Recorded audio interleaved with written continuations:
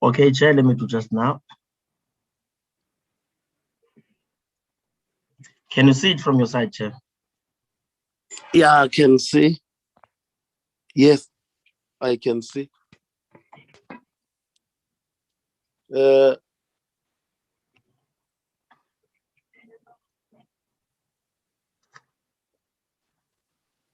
Let me welcome all the honorable members of the committee and the members of the staff to this portfolio committee of today, whose intention really is to receive briefing on the submission of that bill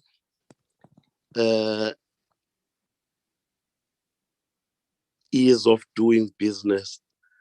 We have some people who are supporting that bill who will be making their submission to the committee.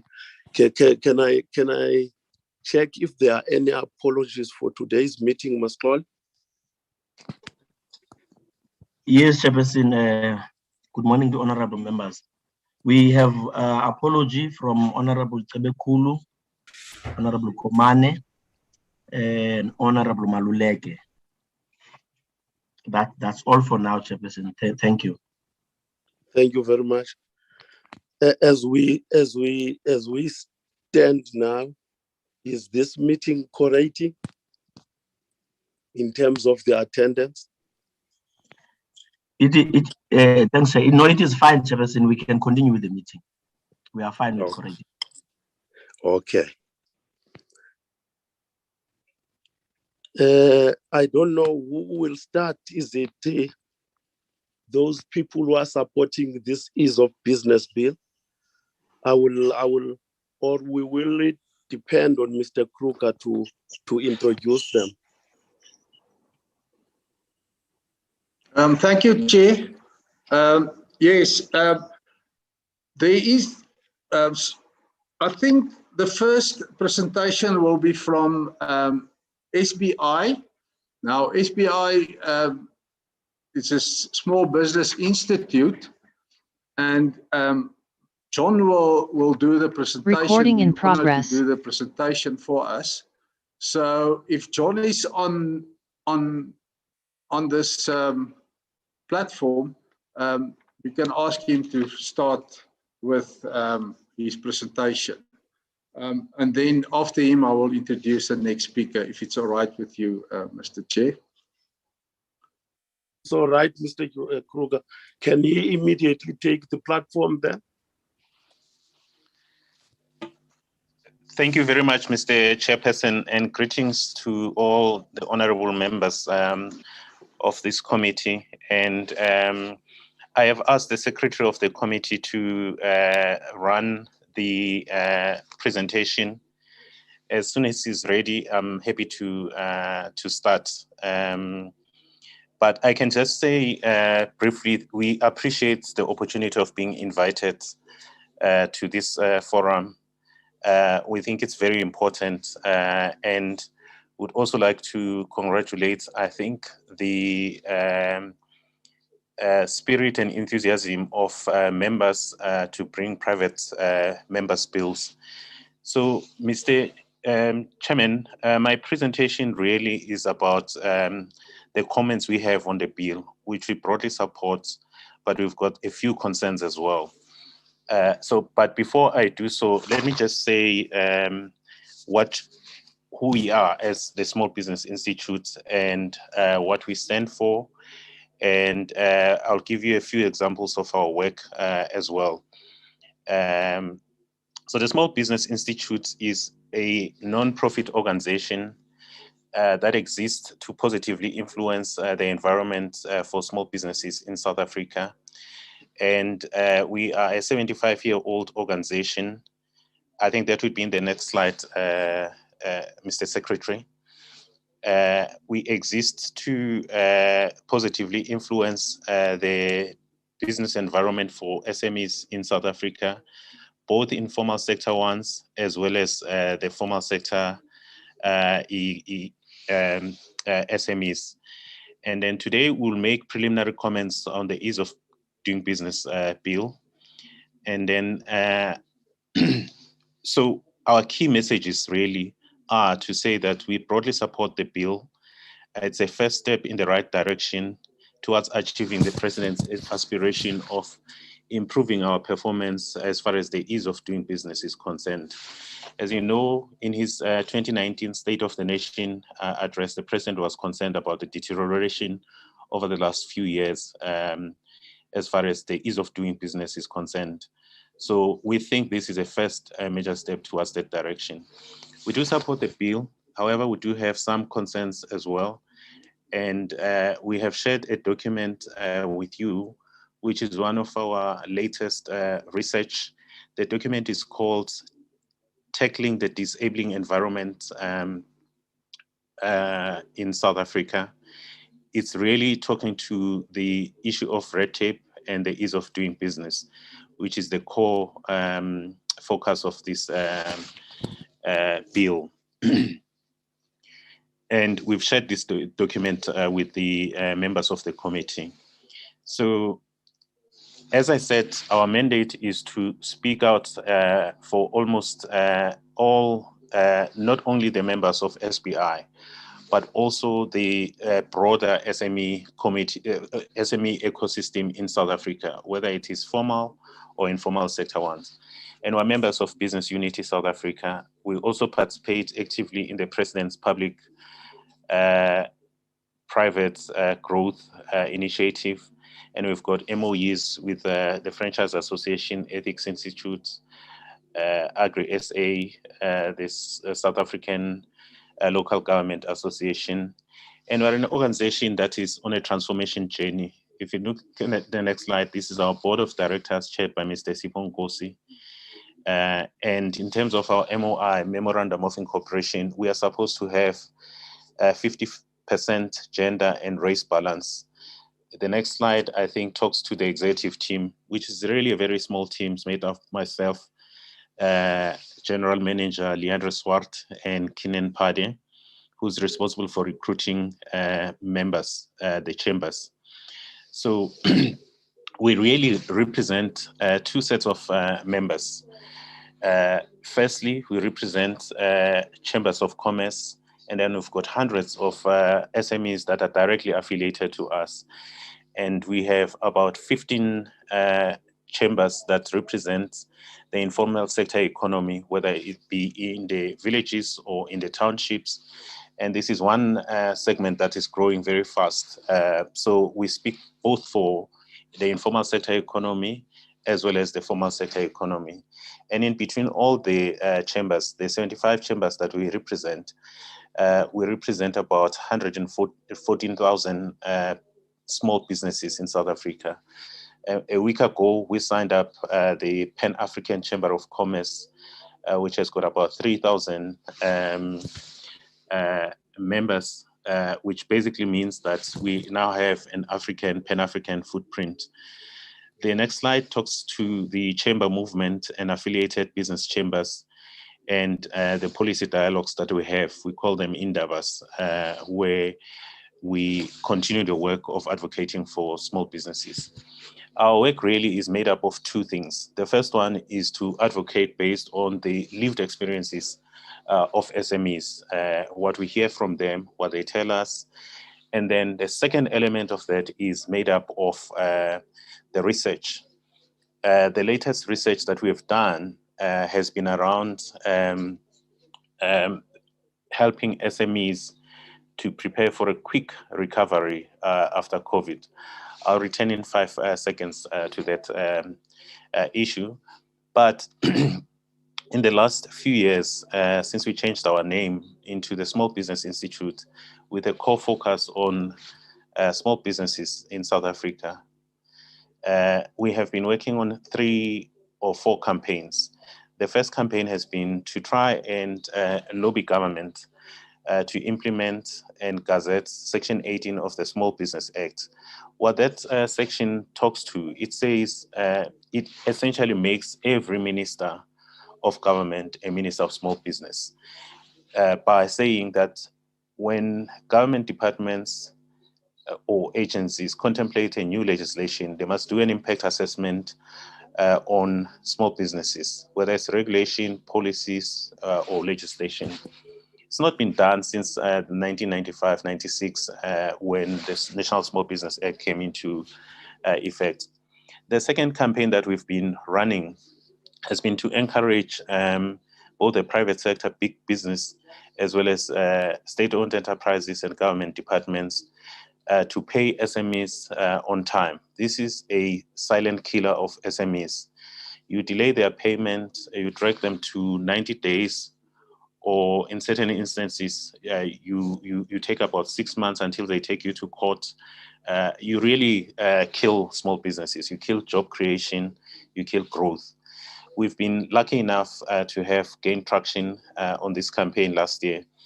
We managed to persuade through Business for South Africa about more than 50 large corporates in South Africa to commit to paying SME suppliers on time.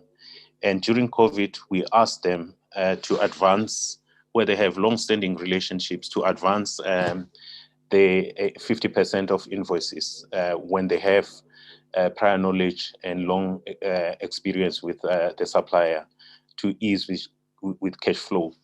And then as members as affiliates of BUSA, we are being charged with leading the SME committee on BUSA, which interfaces with government, as well as government, labor, and the community constituency within NEDLEC.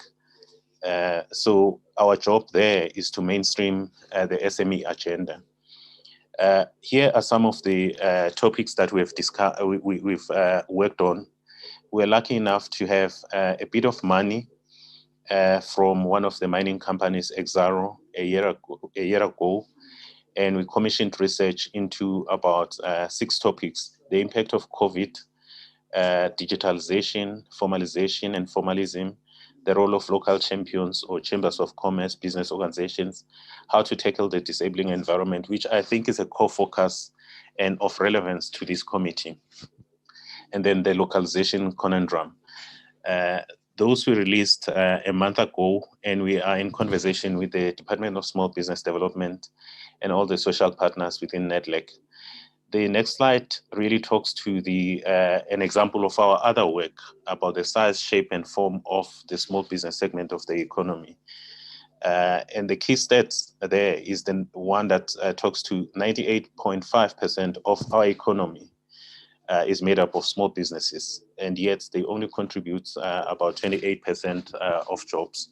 So really, these are our rock stars that we should be treating and mollycoddling if we have to achieve the NDP aspiration that by 2030, 90% of jobs must come from the small business segment of the economy.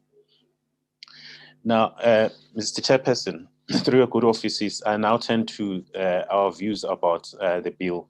Generally speaking, we broadly support the spirit of the bill. As I said, it's in keeping with the aspiration of improving the business environment and the ease of the enabling environment for business in South Africa, as aspired not only by the President, but by all patriotic South Africans. And one of the things that we would like some kind of careful consideration, we appreciate why the member, the sponsor of the bill, would want to locate the authority in the presidency. However, what we think the effort must go into ensuring that we avoid duplication, because Section 18 resides in the Small Business Development Department. Now, if we have another unit that goes, that seeks to do the same thing, but is located somewhere else, we might end up with unnecessary turf wars. So I'd like us to sort of pay more consideration to where it is located. And then, of course, being the big voice of small business, we would like to have a very explicit and core focus on SMEs as the backbone of the economy, so that we are in line with the aspiration of the NDP, which is our economic blueprint for now as a country. Now, here's a key point that we'd like to make.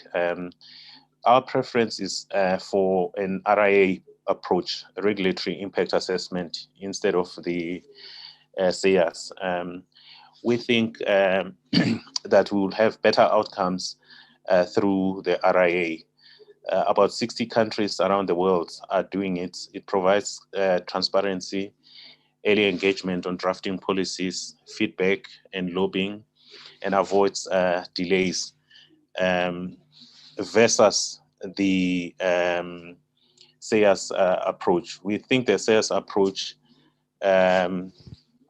is selective on consultation, and it's got inverted priorities.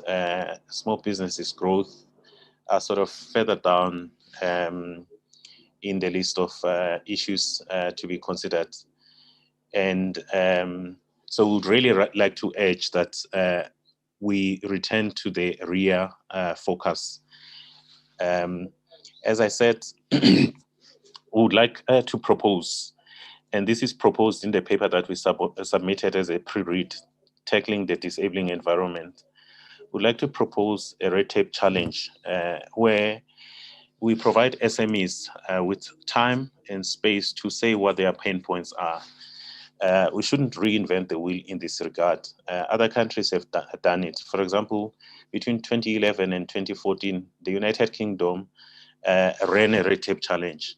And this resulted in, out of 21,000 statutory rules and regulations, excluding tax and national security, over 2,200 were scrapped or improved.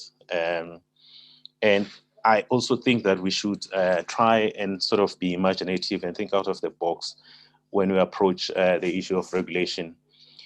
By this, I mean, for example, if you look at another jurisdiction, Canada, it requires that one regulation be removed, one unnecessary regulation be removed for every new regulation that is introduced. I think this will make us all to be more considerate.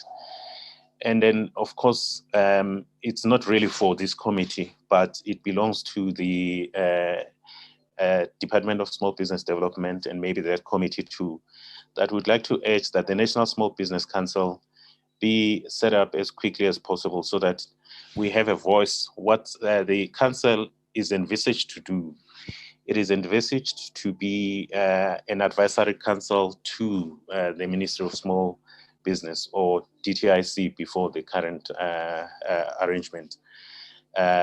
This would help to institutionalize dialogue and be sensitive and responsive to the voices of the small business ecosystem. Like I said, our strong preference is for making the RIAs mandatory. And we really urge the committee to revisit, to urge the government system and the executive to revisit the implementation and gazetting of Section 18. It will be a very progressive step. In conclusion, Chairperson, thank you for the time. As I said, we're broadly supportive of the bill. We think it's a significant step forward towards creating the elusive enabling environment or tackling the disabling environment. And thank you for inviting us, but we do urge you to hear us. We are a segment of the economy that's very important. However, it's also unheard and sometimes unseen. And in approaching the setting up of the authority, we should also be mindful and invest a lot of energy towards ensuring that we get it right, because we know how difficult it is to build new institutions. And I thank you very much, Mr. Chairman, and thank you, Mr. Kruger. Thank you. Mr. Kruger, can you introduce the second presenter?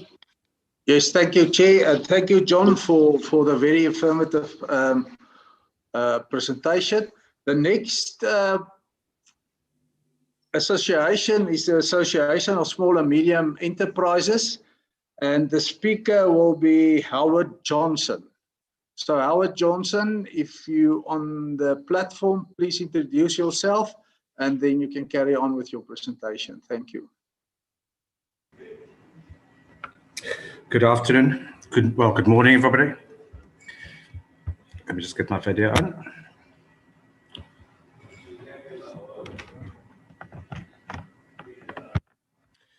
Good morning, everybody. Thank you, Chair.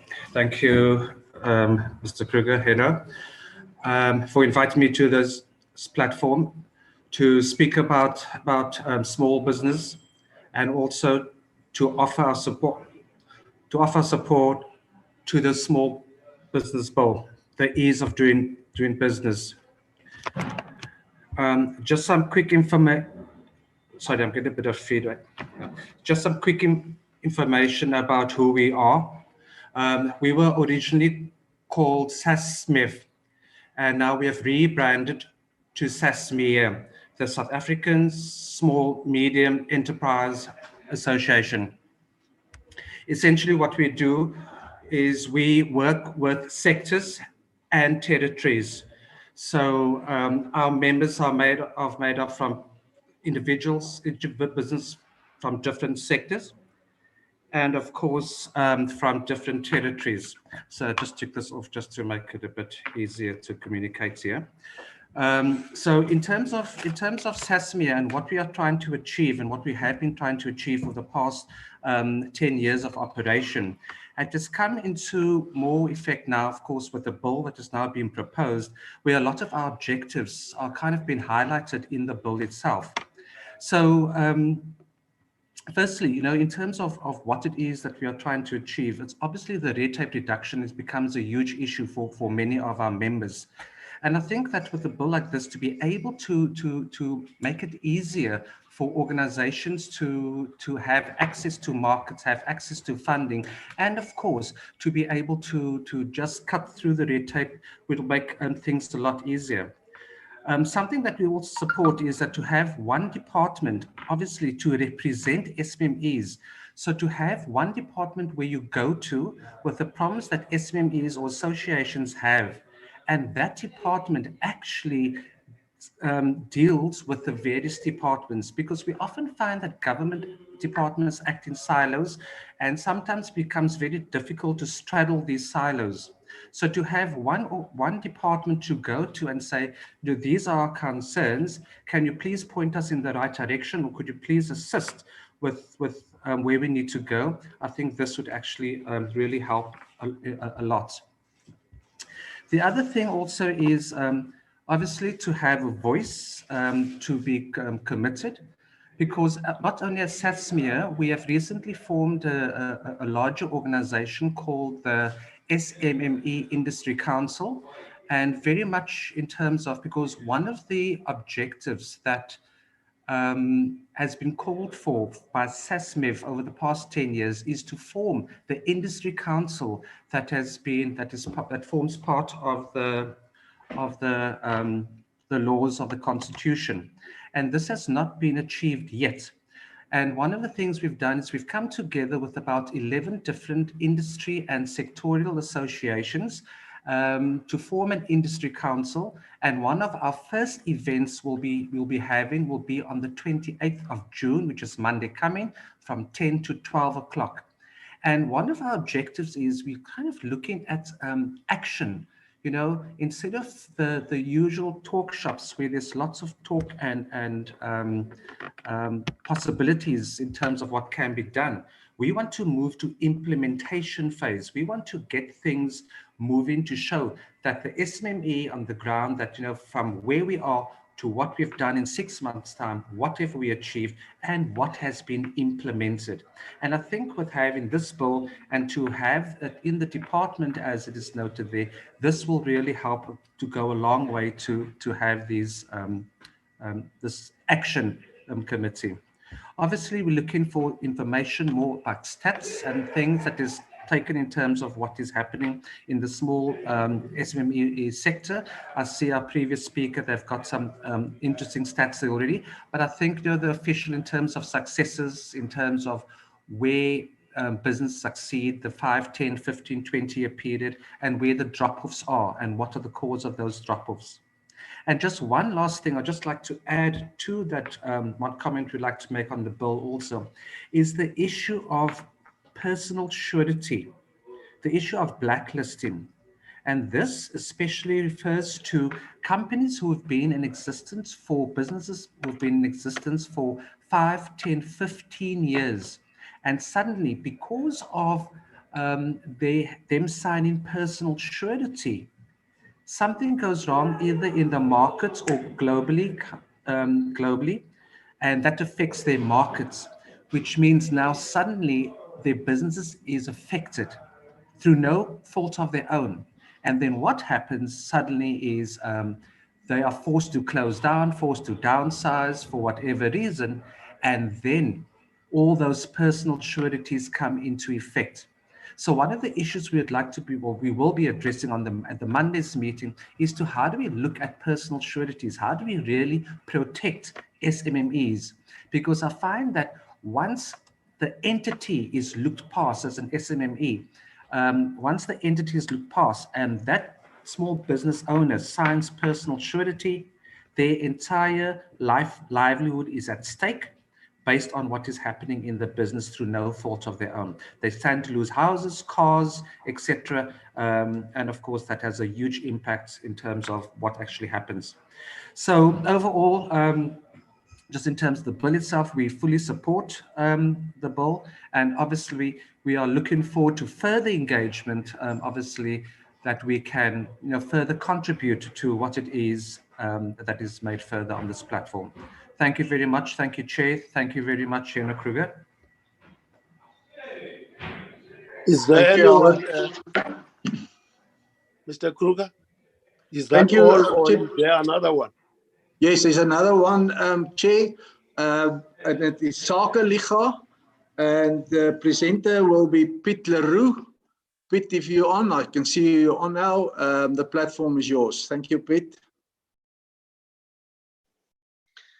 Thank you, Mr. Kruger. Thank you, Mr. Chairman, for the opportunity. I'd like to make a few brief remarks on why we think this bill is a good idea and why we'd like to see it further considered in Parliament and by the Portfolio Committee and taken through a course. We think it can make a real difference.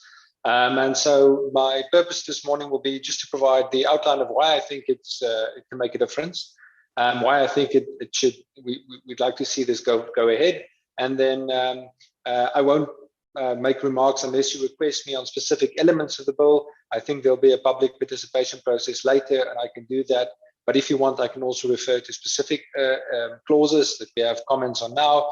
But for, let's say, initially, I'll stick to why we think this bill is a good idea. Let me briefly say about Sake Liga. We're a business organization. In English, our name simply means Business League. We have about 12,000 members. We have several chambers of commerce affiliated to Sake Liga countrywide. And our purpose is to develop a good environment for business in the interest of a flourishing society. And so we have different areas of policy engagement, and also various other things that we do in support of a business environment. We're based in Pretoria, and I'm happy to join you through Skype this morning. I'm looking out my window at the Union building, but you're in Parliament nicely down there, I think. So, ladies and gentlemen, briefly, the outline of why we support this. First is, look, making a good regulation, making good policy, making good legislation is the object of all political activities. You want to organize the commons for the common good. And there are some ingredients to making those decisions, some ingredients that are necessary for that mission of good policy formulation to be successful. Some things that have to be taken into consideration is, of course, political objectives. Whatever the Parliament or the parties proposing these policies consider to be in the public interest. And that's why they developed this legislation. And then you have to think, well, why does this make society more desirable? But all changes, all new legislation, all new introductions of rules, of course, bring with it a cost. And so there's always this trade-off between the objects to be sought, the objects to be achieved, whether they will actually be achieved is a separate question from what is the cost of implementing them. And determining the cost of something is in some respects more easy than figuring out whether the policy change will have desirable effects of itself. And so we're accustomed in South Africa to the sectoral and economic impact assessments, the SEIAs. And that gives us limited but some idea of what the policy objectives are and how we think they will translate in society. But the SEIAs are very informal, and they have a very limited bearing on the cost element, the objective element of policy formulation. And this bill is interesting because it suggests that in the presidency, a unit should be established to monitor specifically a very narrow set of constraints to policy formulation, but that is somewhat easier to determine, although it does require specialist input, subject matter specialists. And this is the RIA, this Regulatory Impact Assessment Unit. We think that that is a very good idea because it will provide Parliament and it will provide the public, it will provide businesses with an assessment of what the actual regulatory impact will be. We see examples of this in other countries. South Africa will not be unique if it implements this. Two examples that have been brought to my attention by our researchers include Finland and Australia, where it is mandatory and common for these assessments to be done by units with subject matter specialists. And so let's say, for example, any change to, let's say, a business licensing, or let's say a regulatory change proposed with regard to telecoms, or regulation of intellectual property, or any other piece of legislation that has an effect on business, and that's virtually all legislation, will to some degree require businesses, of course, to comply. That compliance comes with a cost. And what we see is that very successfully in Australia and Finland, possibly other places which we could look to if it's of interest to the committee, we find that this is of great assistance to policymakers to determine the exact wording and extent of the policies. This, and I want to stress, and I think why this bill is interesting and why we'd like to see it go forward is it separates the cost element, the objective cost elements a little bit from the policy considerations. Because it's no use developing a new unit that has to provide additional policy considerations, additional political weighing off of objectives. Those are the tasks of parliamentarians, of your colleagues, ladies and gentlemen, to determine the policy trade-offs. And it may very well be that even a high regulatory impact assessment cost outcome can be acceptable if the trade-off from a political point of view is acceptable, if it's for any number of reasons, some educational objective or objective regarding justice or objective regarding reform is suitable, then it may very well be acceptable to, even if there is a high cost, let a bill pass. But it is important to have a realistic understanding of that cost.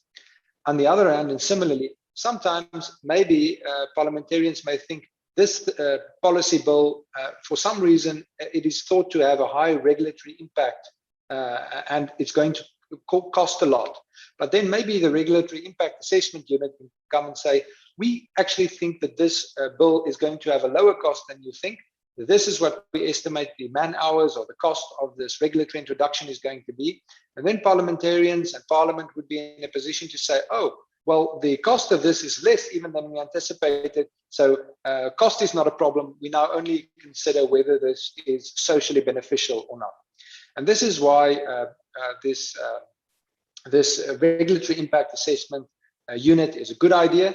We think it's going to aid in decision making without being prescriptive to parliamentarians. This cannot be the object of this unit. This unit should be to inform the cost consideration. The policy making is always the purvey or the territory of Parliament itself, but Parliament can then be informed either to say that the cost is less than we thought or the cost is more than we thought, and that can play a role in determining phasing of regulation. It can play a role in determining whether legislation goes through at all or not. It can determine whether some clauses are adopted or not. Overall, it gives a lot more flexibility and flexibility and fine-tuning ability to Parliament to adjust its policy goals to the requirements and cost implications in practice.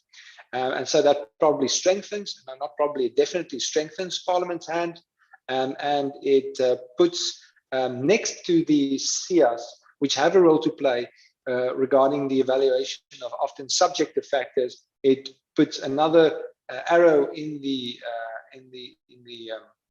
or provides additional ammunition for Parliament to figure out whether and to what extent and when bills should be passed or not, because it's an objective cost measurement. In addition to the subjective measurements of SIA, we have objective cost measurements, and these can then be used to inform the ultimate decision making by Parliament, of course, subject to constitutional requirements.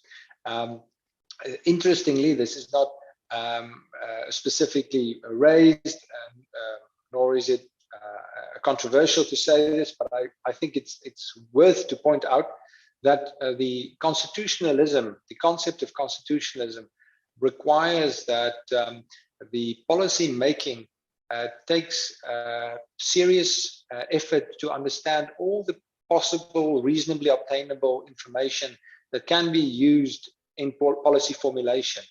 And the introduction of the RIA, this Regulatory Impact Assessment Unit, will strengthen the constitutionalism of the South African legal order, because it will provide easier ways for Parliament to access and understand the implications of the regulations and the laws, the legislation passed by Parliament. So all in all, it strengthens constitutionalism, it supports policy making without being prohibitive, it provides additional information to understand the implications not only for Parliament but also for businesses and the private sector, to compensate where possible. So it's likely to increase the possible scope for legislation at whatever level, but at a lower cost. And so I would like to add our support in principle to this bill. We'd like to see it go ahead, and if required, we're available either now or in future to provide more specific comments. Thank you, Mr. Kruger. Is there another one? Yes, thank you, Chair, and thank you, Pete, for your informative presentation. Chair, the Free Market Foundation was also supposed to be here. I don't know if I can't see them, but maybe we must just ask if they are present. Henry, if you can hear me, it's Chris here from the Free Market Foundation. Thank you, Chris. Without any time wasted, you can carry on, introduce yourself and your organization, and you can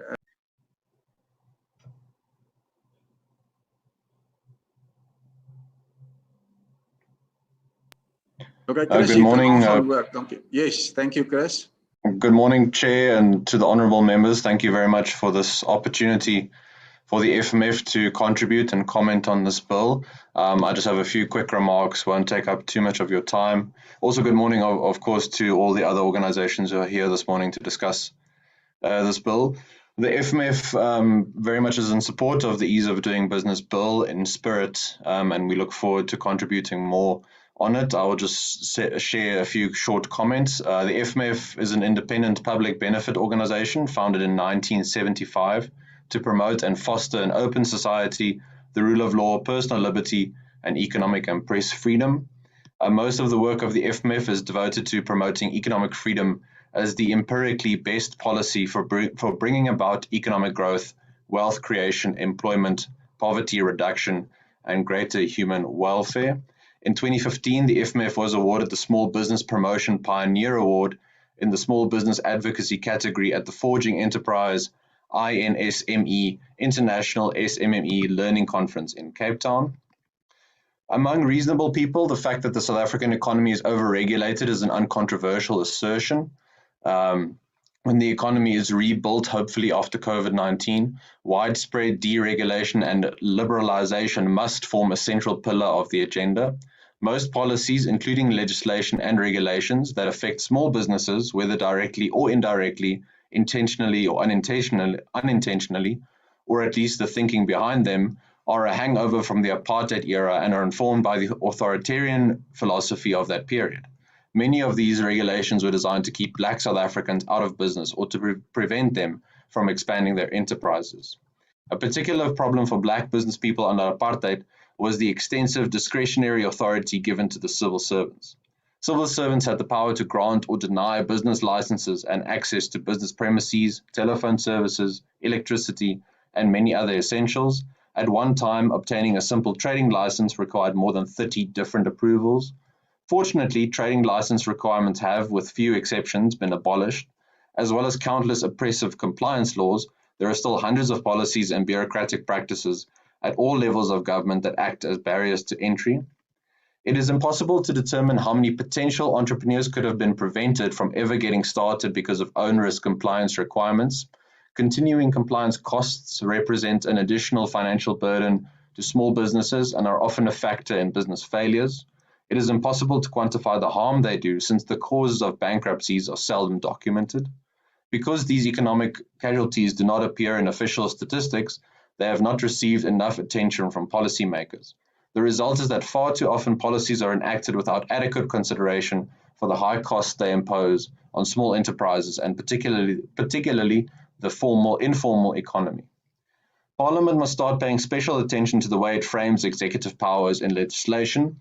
As it stands, almost every piece of legislation provides for discretionary powers that are not constrained by substantive criteria, effectively giving officials dictatorial power in situations that come before them.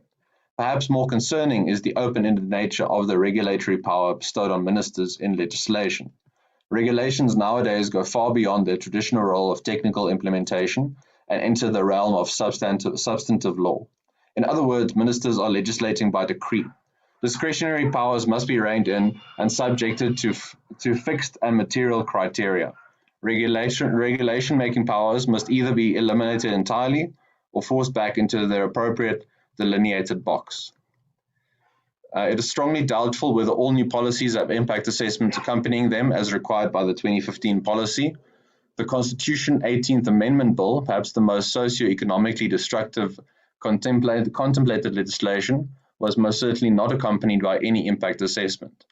And where impact assessments are conducted and published, they are most universally defective, in practically every case being partial in favor of the policy, being unbalanced in favor of the advocates of the policy, and being intellectually dishonest about the unintended consequences of the policy. We agree that the existing framework is insufficient and welcome the Ease of Doing Business Bill as a way to reform the status quo into an effective regulatory impact assessment framework. I have to apologize if you can hear my dog barking in the background. We have some people doing work at our house. So I'll end on that note, otherwise there might be too much noise in the background. The Free Market Foundation thanks you very much for this opportunity to comment, and we look forward to contributing more in the future. Thank you very much. Thank you, Mr. Kruger. Is there another one? Yes, thank you, Chair, and thank you, Chris, for your presentation. The Exporters Club of Cape Town was also supposed to be on the platform. I don't know if they are on the platform, Chair. If they are, can they take the platform, please, if they are available?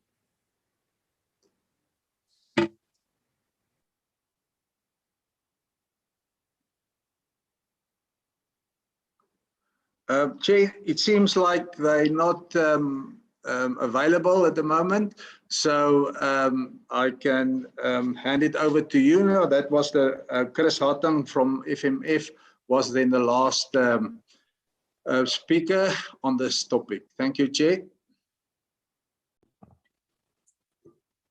Thank you, Mr. Kruger.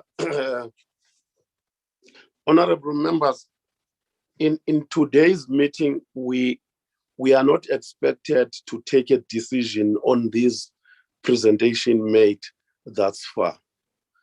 But what I'm going to do now is to allow honorable members to ask questions where they want. Any member who wants to raise a question should raise the hand in the platform, please. Can I note hands?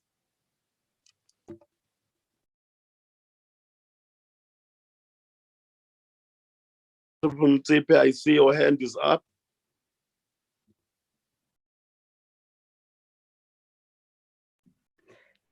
Thank you very much, Honorable. You will be followed by Honorable Nduli. Okay. Thank you, Honorable Chairperson. And then I would like to apologize for not showing my video. Please pardon me for that due to circumstances. Honorable Chairperson. Apology accepted, Honorable Mutsepe. Thank you so much, Honorable Chairperson. I've got a few questions here. The first one is, what are average compliance costs that a small business has to put up in order to be permitted to do or start business? And what are these costs specifically for other than licensing? Number two, where do the bankrupt business people report they applied? Does the Free Market Foundation document these statistics? If so, number B, what does it do with them? And C, what does it present these statistics or the plight of bankrupt business to relevant government structures? What is the response from government in this case? And the last one, what recourse do small business have when they are not timely paid by big businesses for the SBI to represent their needs and interests? Must small business be affiliated to the SBI? What happens if they are not affiliated? Thank you so much, Chairperson. Honorable Nduli, take the platform. Thank you, Chair. Chair, I don't have any questions, but I've got a comment. Chair and the meeting, greetings to everyone. I wanted to commend these associations to come forth in support of this private members bill to show that we are on the same battlefields as them, fighting for the good of the people of South Africa. But in particular, in dealing and fighting with the silent killers, which are invisible scourges for small and developing businesses.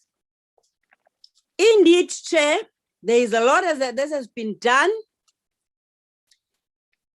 We are happy as the committee to see that the business fraternity is up to look for their own.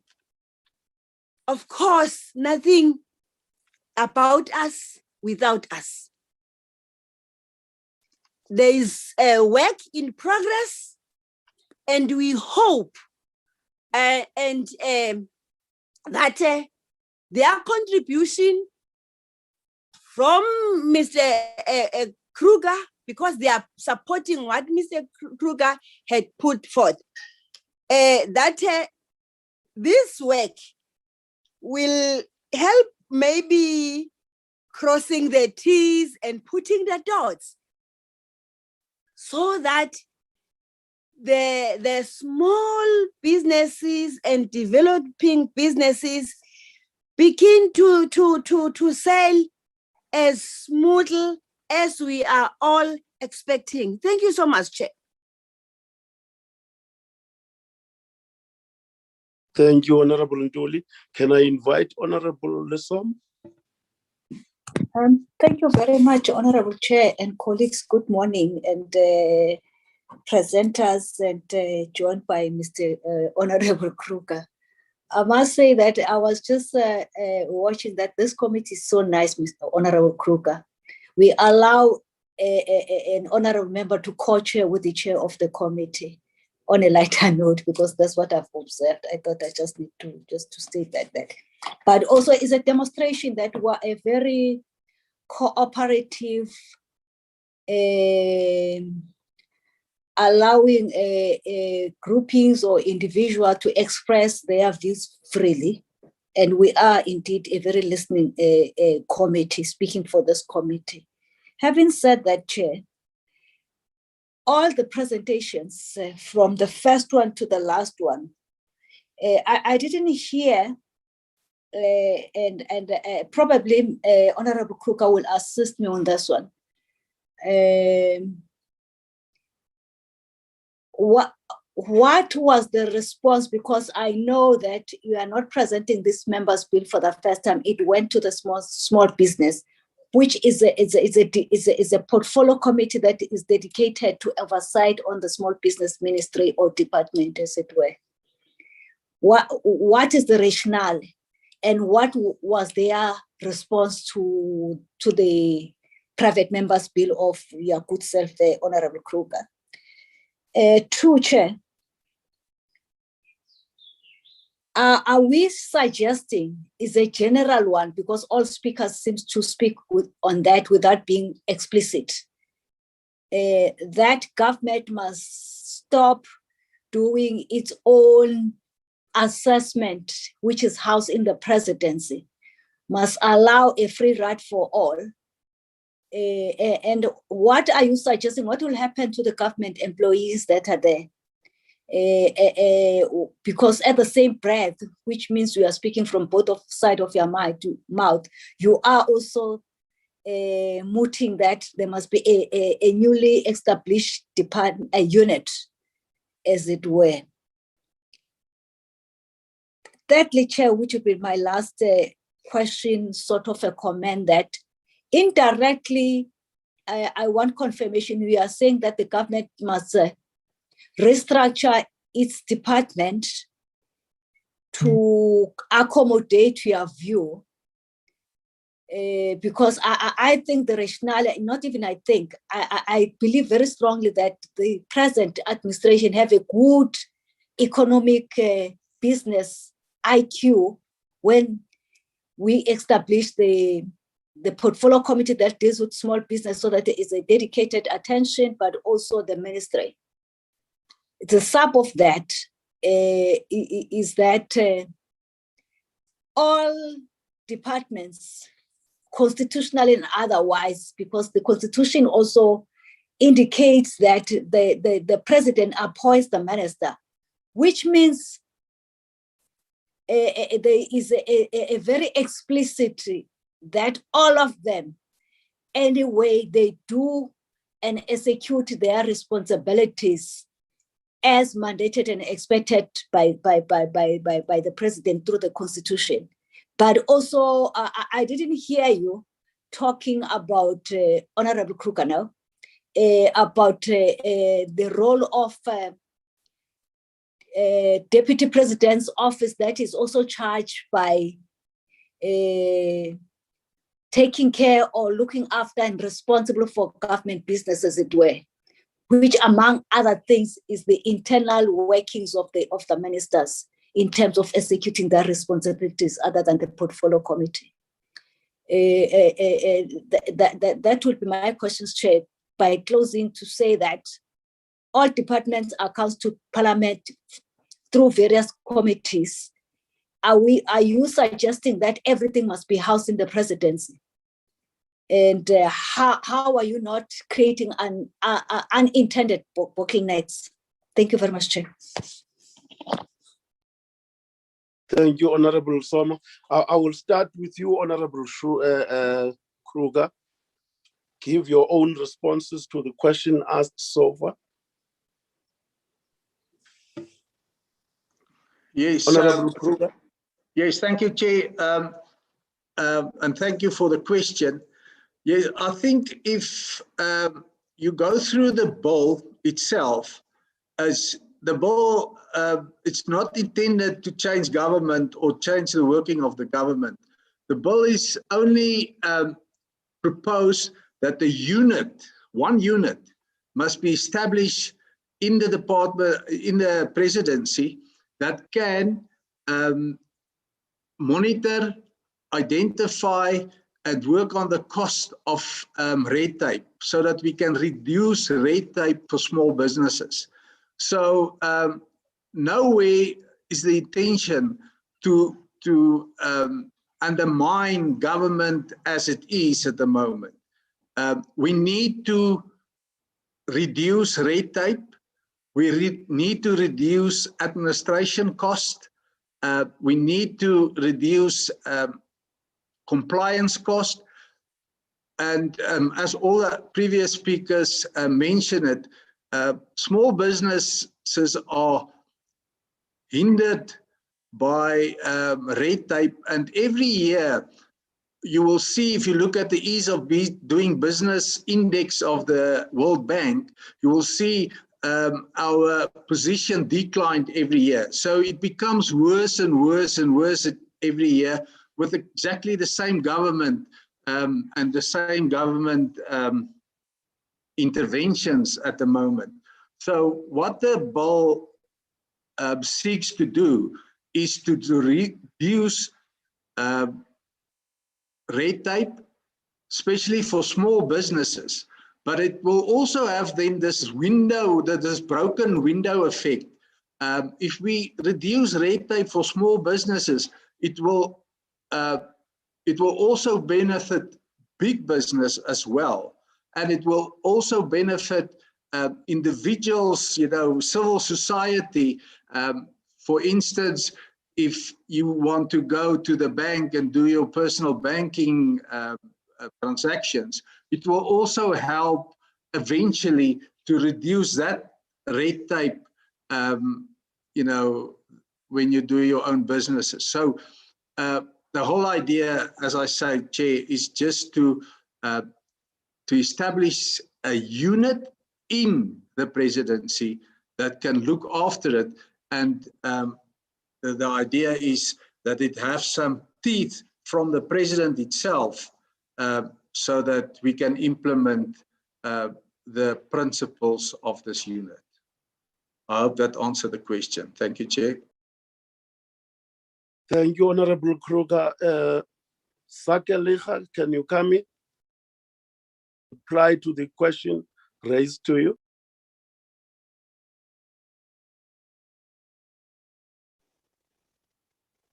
Mr. Chairman, thank you for the questions. I will briefly say that I think that I think it is Honourable Soma who referred to whether this will, what the impact will be on current assessments within government. To my mind, this is something that is complementary and will be under the direction of government. It will be in the presidency. So I think not only is it not possible for this to have an intention of being not in support of government, but I think that to my mind, the unit that is to be established can just as well be current existing employees.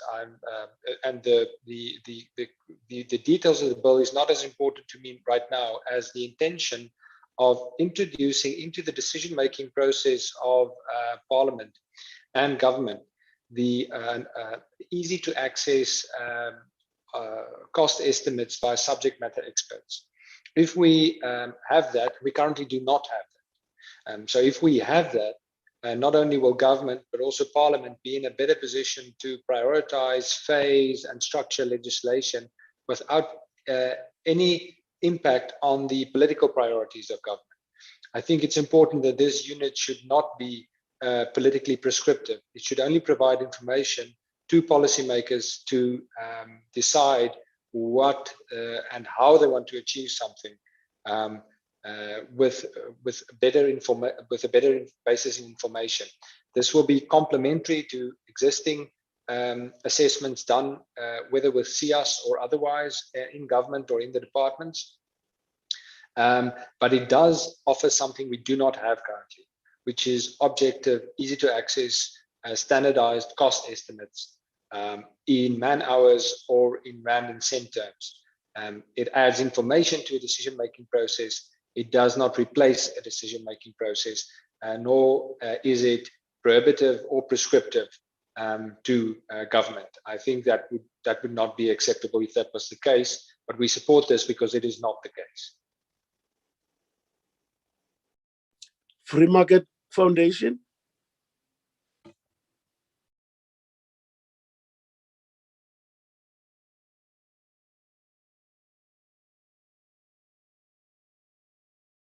There no one from Free Market Foundation to respond to questions raised?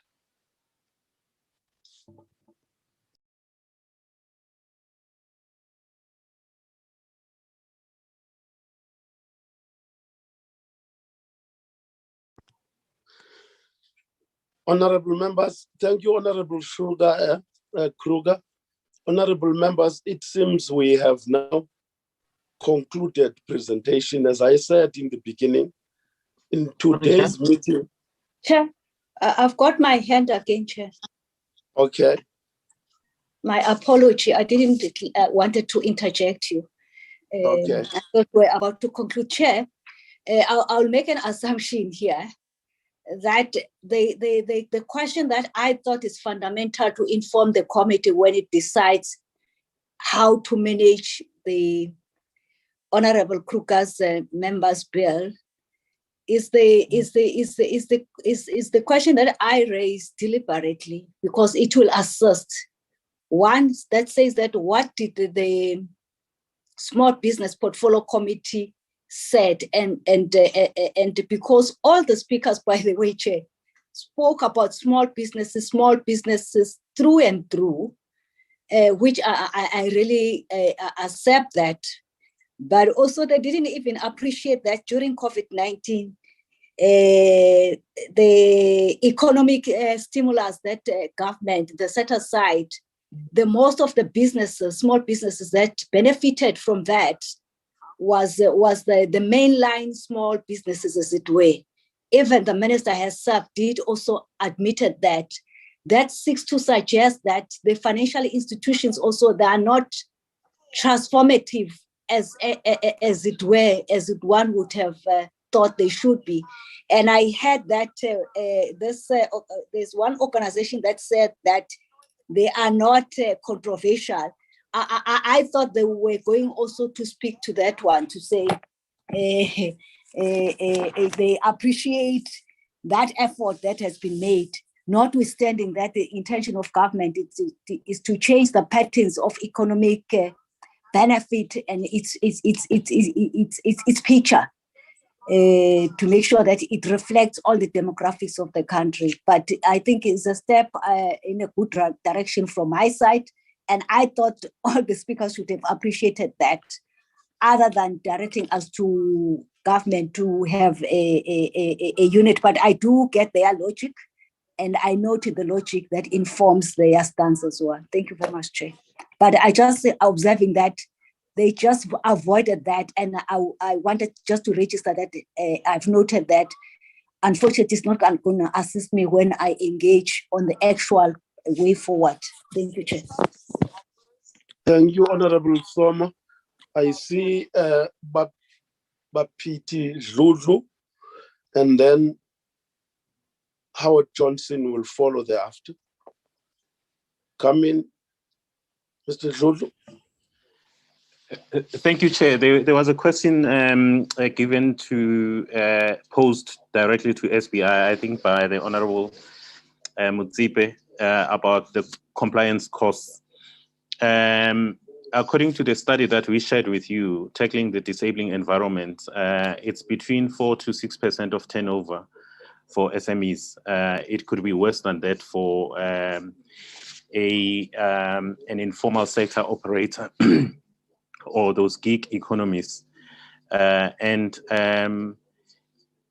other study, which is a little bit older, said a typical SME owner spends up to 9 working days a month complying with a variety of legislation, bylaws, and policies.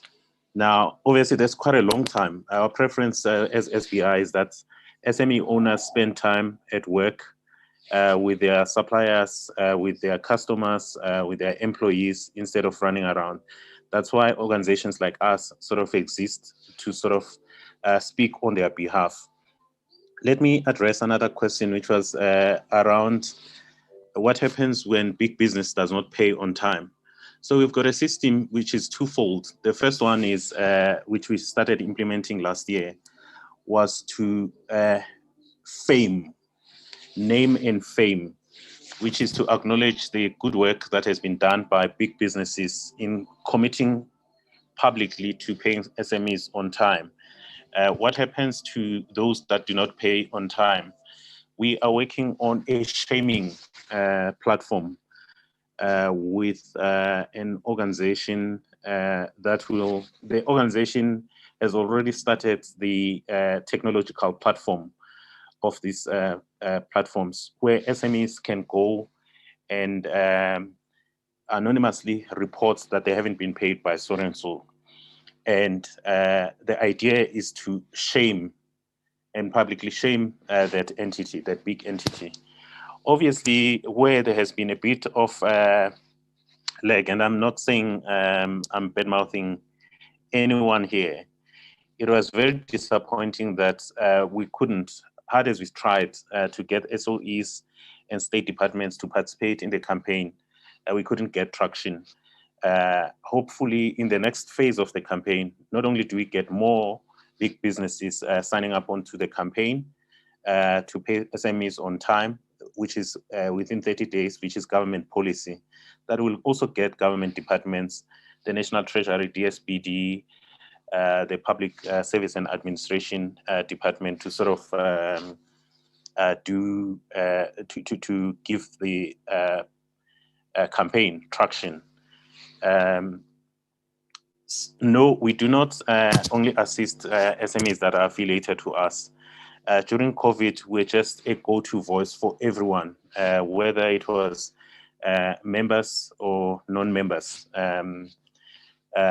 By the way, membership to SBI is free of charge, so there's nothing to be gained. We just don't have enough resources, but we did help and assist as many as we could under the circumstances. I thank you, Mr. Chairperson. Thank you, Mr. Howard Johnson. Come in.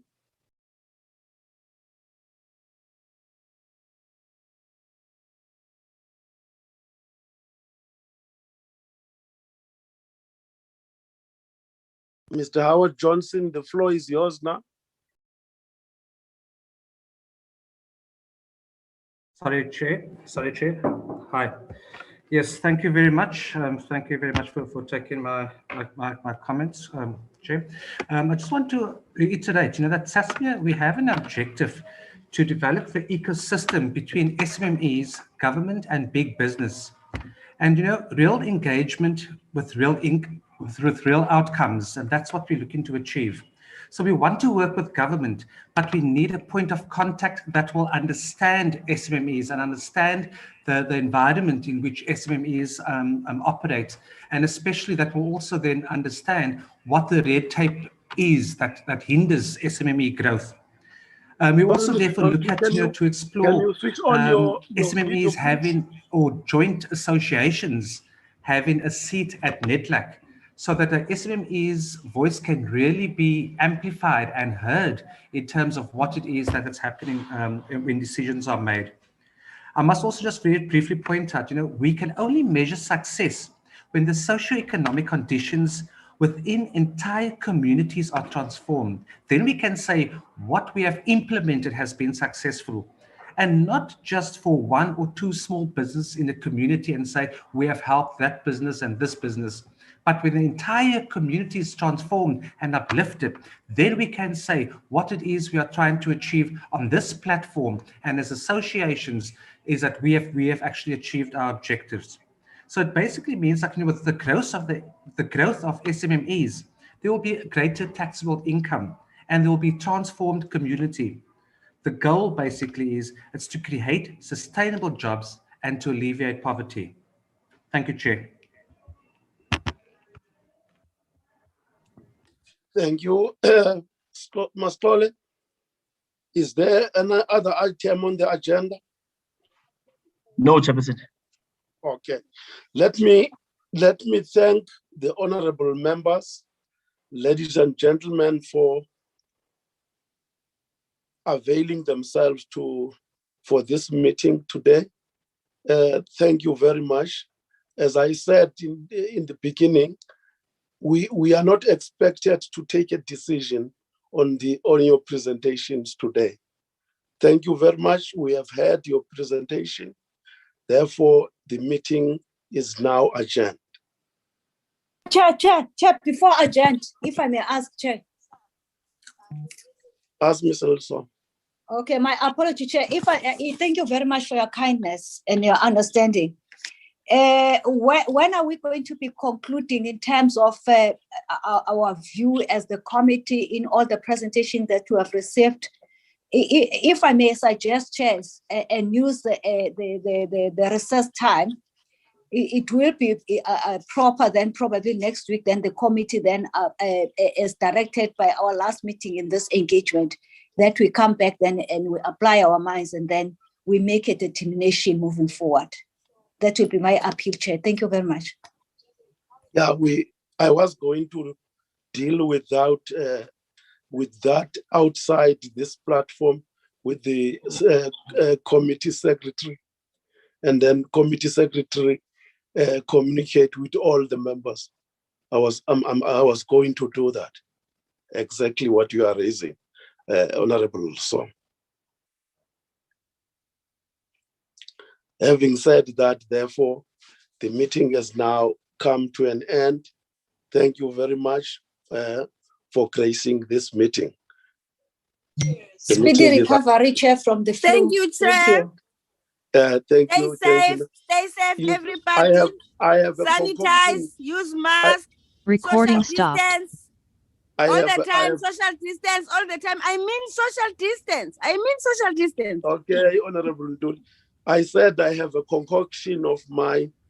It has helped me. You can hear my voice is improved today. Is that concoction of ginger, honey, green pepper, and garlic. It works wonderfully. Wow. Chairperson, please Hello. write it on WhatsApp, please, that concoction, please. Send that. Write it down now. Get a ground ginger. I mean, ginger. No, not ground ginger. Ginger root. Yes. Get garlic. Yes. Get this chili that is green. You see that? Chilies. Yeah, the green chili. Not green pepper, green chili. Yeah, not green pepper, green The chili. one that's hot. Yeah, yes. Honey. Ginger, chili, and what? And honey.